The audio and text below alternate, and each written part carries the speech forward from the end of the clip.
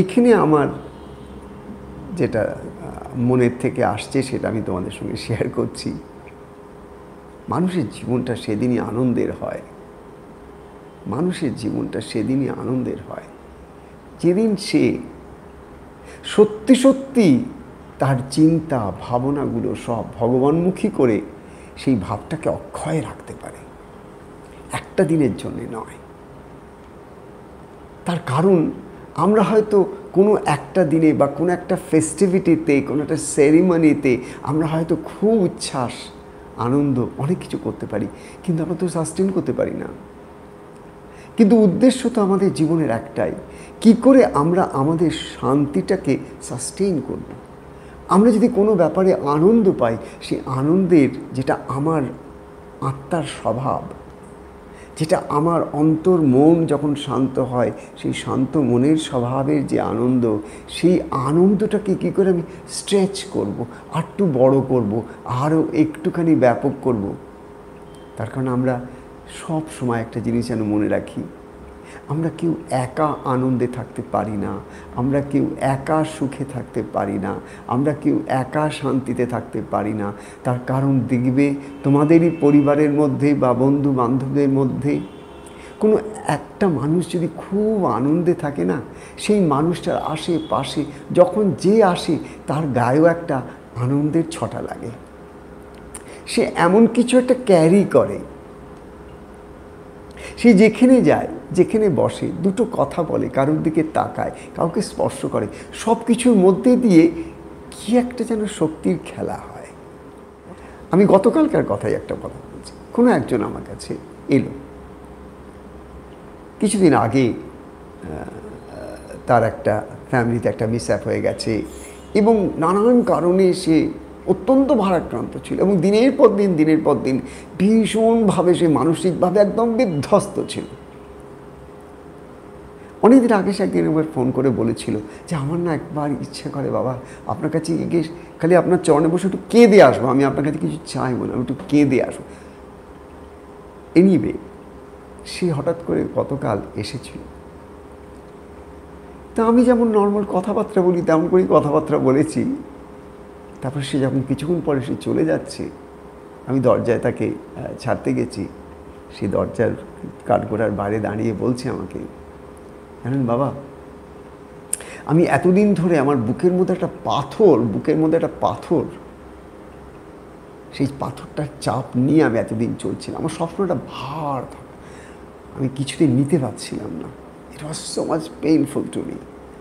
কিন্তু আজকে এই মুহূর্তে আপনি আমার গুরু, আমাকে আমার সত্য কথাটা আমি বলছি। আমার মনে হচ্ছে ওই পাথরটা আমার যেন কে বুক থেকে সরিয়ে দিয়েছে। আমার ঘাড়, শরীর, মন, প্রাণ সব কিছু থেকে পাথরটা সরে গেছে। I am feeling so light, so beautiful. জানবে আমি তোমাদের সঙ্গে যখন যা কথা বলি, আলোচনা করি, এগুলো সব আমার নিজস্ব ব্যক্তিগত প্র্যাকটিক্যাল এক্সপিরিয়েন্স থেকে যেগুলো আমি শিখেছি, জেনেছি, বুঝেছি, সেগুলোই কিন্তু বলি। মানুষ কর্ম সৃষ্টি করে, প্রারব্ধ সৃষ্টি করে তার জিহ্বা দিয়ে, নয় সে হার্ট করে আর নয় সে হিল করে। তাই জন্য একটা আমাদের হিন্দিতে একটা কথা আছে, হ্যাঁ,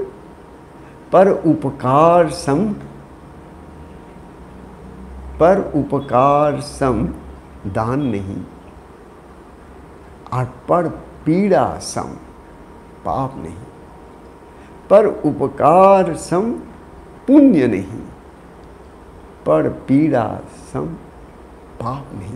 যদি পাপ পুণ্যের যদি একটা হিসাব আমায় করতে হয়, খুব সহজ করে আমার কাছে একটা হিসেব এসে গেল। কি, আমি যখন আরেকটা মানুষের উপকার করি, আরেকটা প্রাণীর উপকার করি, একটা গাছে যখন জল দিই, একটা গ্রীষ্মের মধ্যে পাখিগুলো এদিক ওদিক করছে, আমার যেখানে হোক একটুখানি যদি একটা কোনো পাত্রে একটা জল কোনো একটা জায়গায় রেখে দিই, দুটো পাখি এসে যদি সেখানে জল খেয়ে যায়, কিছু দুটো দানাও যদি আশেপাশে ছড়িয়ে রাখতে পারি, তারা যদি এসে কুটে খেয়ে যায়, পর উপকার আমরা খালি এইভাবে ভাববো না যে কেবল মানুষ মানুষের উপকার করবে, না, সমস্ত সৃষ্টিটাই যে তাঁর স্বরূপ, একটা কিছু নেই যার মধ্যে তিনি নেই। একটা বালুকণা থেকে শুরু করে অনন্ত নক্ষত্র, যার মধ্যে আমাদের এই পৃথিবীটা একটা সূচের আগায় যতটুকুন মাটি আসে তাও নয়। এই অনন্ত ব্রহ্মাণ্ড আবার একটা ছোট্ট পোকা মাকড়, একটা ছোট্ট জীব প্রাণী, তার মধ্যে সে একই শক্তির প্রকাশ, সে একই জিনিস খেলা করছে। যার চোখ আছে, যার হৃদয়ের দ্বার খুলে গেছে, যে ঈশ্বরকে প্রতিটি জিনিসের মধ্যে দেখার চেষ্টা করতে করতে করতে করতে তার ব্রেনটা একেবারে ফোকাস লেজার বিম হয়ে গেছে। কী হয়ে গেছে? সে সবসময় চেষ্টা করছে কি জানো? সত্যকে খুঁজছে। তাই যে সত্যকে খোঁজে তার সাধনা হচ্ছে সত্য প্রতিষ্ঠার সাধনা। তোমার প্রারব্ধে তোমার জল, তোমার অন্ন, তোমার অন্ন জল যেখানে লেখা আছে তুমি সেখানেই অন্ন খাবে, সেখানেই জল খাবে। আর কোথাও পৃথিবীর বুকে তুমি যেতে পারবে না, সম্ভবই নয়। তোমার যেখানে অন্ন, যেখানে জল, সেটা তোমার প্রারব্ধ। সেখানেই তোমাকে অন্ন নিতে হবে, সেখানে জল খেতে হবে তোমাকে, এটা তোমার প্রারব্ধ। কিন্তু তুমি যেখানে অন্ন নিচ্ছ, যেখানে জল নিচ্ছ, অন্নও নিচ্ছ, জলও নিচ্ছ, আবার মনে মনে তোমার একটা প্রতিক্রিয়া হচ্ছে, আমি এখানে থাকতে চাই না, আমি এখানে থাকতে চাই না, আমি এখানে থাকতে চাই না, আমার ভালো লাগছে না, আমি অসহ্য হয়ে উঠছি। যত তুমি রিঅ্যাক্টিভ রেসিস্ট্যান্ট হয়ে যাচ্ছ, তত তোমার সিস্টেমটা কিন্তু আস্তে আস্তে কিন্তু ইম্পেয়ার্ড হয়ে যাচ্ছে, আস্তে আস্তে ওটা ড্যামেজড হয়ে যাচ্ছে, ওটা আস্তে আস্তে নষ্ট হয়ে যাচ্ছে। Because whenever you resist from inside of anything that is your part of experiencing, তুমি একটা জায়গায় আছো, একটা কোনো সেট অফ সার্কামস্টান্সেসের মধ্যে আছো। সেই সেট অফ সার্কামস্টান্সেস তোমার কাছে অনেক সময় হয়েছে দারুণ মজার, অনেক মজা করেছো, তুমি অনেক সুখ করেছো। Suddenly for last 2 years everything has gone hayward. দুম করে এমন একটা কিছু হলো, উলট পালট হয়ে গিয়ে তোমার জীবনটা একটা কিরম মানে একটা অদ্ভুত একটা পরিবর্তন হয়ে গেল। and now you feel as if you are a cursed person, যেন তুমি একটা অভিশপ্ত জীবন যাপন করছো। না না, অভিশপ্ত জীবন না, তোমার প্রারব্ধের জীবন। এবার তুমি প্রারব্ধটাকে অভিশাপ বলবে, না প্রারব্ধটাকে একটা খুব ভালো স্কুল টিচার বলবে, মাদার টিচার বলবে, সেটা তোমার ব্যাপার। বিকজ প্রারব্ধা is essentially a teacher, a divine teacher, a compassionate teacher. তুমি এই যে প্রারব্ধটাকে যখন দেখছো, যতটাকে নেগেটিভলি তুমি দেখছো, তত তোমার প্রারব্ধটা বেড়ে যাচ্ছে।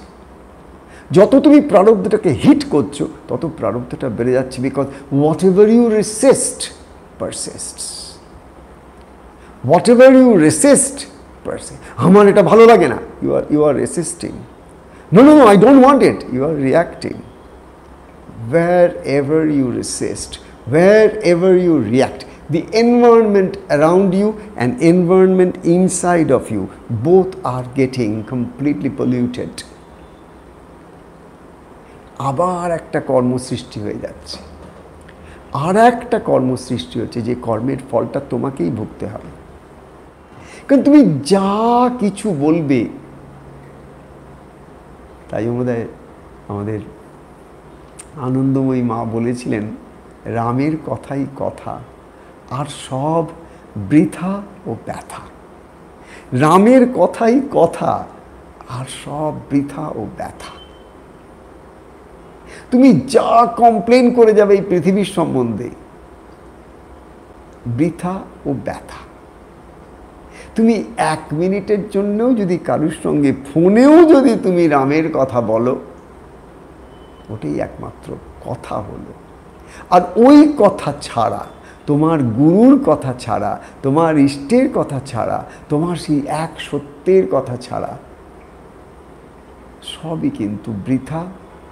যেহেতু বৃথা, ও অন্তে ব্যথা নিয়ে আসবে। কেননা এই পৃথিবীর মধ্যে যা কিছু বৃথা, সেগুলো অন্তে ব্যথাই নিয়ে আসে। তাই মা বললেন, রামের কথাই কথা, আর সব বৃথা ও ব্যথা। তুমি কেন ব্যথা নিয়ে আসবে? ব্যথার বীজ পুঁতলে ব্যথার গাছই তো হবে, ব্যথার ফলই তো হবে, অন্য কিছু তো হবে না। যেমন কর্ম, তার তেমন ফল। চিন্তা, একটা হতে পারে আমার প্রারব্ধ, এটা একটা চিন্তা। আর একটা হতে পারে আমার কত প্রারব্ধ যে এই আজকের দিনটা আমি দেখতে পেয়েছি। কত লোক তো মরে গেছে, আমি দেখতে পেয়েছি। কত লোক ডিফাঙ্ক্ট হয়ে বেঁচে আছে, আমি চিন্তা করতে পারি, ভাবতে পারি, চোখে দেখতে পারি, কানে শুনতে পাই, পায়ে হাঁটতে পারি, কষ্ট হলেও হাঁটতে পারি। Accept each and every such tiny gifts as mighty gifts of the universe for you. তুমি যত অ্যাকনলেজ করবে, যত তুমি প্রত্যেকটা ছোট ছোট ঐশী কৃপাগুলোকে দেখতে পাবে, চিনতে পারবে, আইডেন্টিফাই করতে পারবে, তত ওই জিনিসগুলো আরও এক্সপোনেনশিয়ালি বাড়তে থাকবে, বেড়ে আবার তোমার কাছেই ফিরে আসবে। ওরা অ্যাওয়েট করে কবে তুমি রিকগনাইজ করবে, ওরা অ্যাওয়েট করে কবে তুমি ওদের চিনবে। যে তুমি তো খেতে বসে খেয়ে নিলে, কিন্তু তোমার হজম করার শক্তিটা তো তোমার জিনিস নয়, ওটা তো একটা ঐশী জিনিস। তুমি তো হাউ হাউ করে খেয়ে নিয়েছো, তুমি আর্ন করেছো, ভালো ভালো জিনিস কিনে এনেছো, ভালো ভালো বাজার থেকে রেস্টুরেন্ট থেকে নিয়ে তুমি খেতে বসেছো, আনন্দ করছো। ডাইজেশনটা কে করে গো? ডাক্তার সার্জারি করে দেয়, হিলিংটা কে করে? ছিঁড়ে খুঁড়ে কত কিছু করে দেয়, সেলাই করে দেয়, হিলিংটা কে করে? ডাইজেশনটা কে করে? তোমার এই যে হৃদয়ের যে একটা ধুকফুক ধুকফুক ধুকফুক করছে, তুমি চালাচ্ছ নাকি? তোমার চোখের যে পাতাগুলো পড়ছে তোমার অজান্তে, ওটা কি তুমি করছো নাকি? একটা শক্তি, একটা শক্তি, সেই শক্তিকে তুমি অ্যাকনলেজ করবে না? খালি জীবনে কি কি দুঃখ পেয়েছো সেগুলো অ্যাকনলেজ করবে, সেইগুলোই একটা লাউড স্পিকার নিয়ে প্রত্যেক দিন 365 দিন তুমি সেটাকে মানে যতখানি রিচ আউট করতে পারো সেটা চেষ্টা করবে। কি কপাল করে এসেছিলাম, এই কথাগুলো খুব শোনা কথা তো, তাই খুব সহজে আসে আমার কাছে। ওহ, কি কপাল করে এসেছিলাম। যত দুঃখ যেন আমার জন্যেই, হ্যাঁ, যত দুঃখ যত কষ্ট যেন আমার জন্য। তা কেন হবে? তোমাকে বেছে বেছে ঠাকুর কেন দুঃখ দেওয়ার জন্য উঠে পড়ে লাগবেন? তার কি আর কোনো কাজকর্ম নেই? সেটা কখনো কোনোদিন ভগবানের পারপাস হতে পারে না। তোমার পারপাসটা ভগবানের ঘাড়ে চাপাচ্ছ। যিনি মঙ্গলময়, তিনি তোমাকে আশীর্বাদ ছাড়া আর কিছুই করতে পারেন না। যিনি মঙ্গলময়, তিনি তোমাকে প্রোটেকশন ছাড়া কিছুই দিতে পারেন না।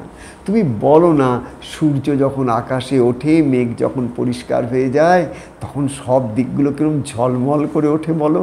কিন্তু মেঘ যখন সূর্যকে ঢেকে দেয়, তখন মনে হয় সূর্যই নেই, খালি অন্ধকার আর অন্ধকার। তোমার মনের মলিনতার মেঘ যখন তোমার অন্তরের আত্মার সূর্যকে ঢেকে দেয়, তখন তোমার মনে হয় ঈশ্বর বলে সত্যিই কিছু নেই, তিনি নির্দয়, আমাকে দেখেও দেখেন না। আসলে তিনি তোমাকে দেখছেন, তোমার মনের মেঘ তোমাকে দেখতে দিচ্ছেন না তাকে। তুমি একটু একটু করে তোমার মনের মেঘকে কাটাও, দেখি তুমি সূর্যকে দেখতে পাও কি না পাও। তুমি একটু একটু করে আনন্দে থাকার সাধনা করো, দেখি তুমি আনন্দে থাকো কি থাকো না। কিন্তু তার জন্য সাধনা চাই। তন সাধন তন সিদ্ধি, তন সাধন তন সিদ্ধি। তুমি যা সাধনা করবে তাই সিদ্ধি হবে। যেটা প্র্যাকটিস করো, যেটা বারবার করো, ওটাই তোমার সিদ্ধি হয়। তন সাধন তন সিদ্ধি। তুমি যা সাধন করবে তাই সিদ্ধি হবে। তুমি ওয়ারি, টেনশন, anxiety, panic, fear করছো, okay, there'll be that's what you will be. You will be in anxiety, you will be always worrying, you will be always in tension, your hypertension, your blood pressure will be high, you will be diabetic, you will be this, you will be that. What to do?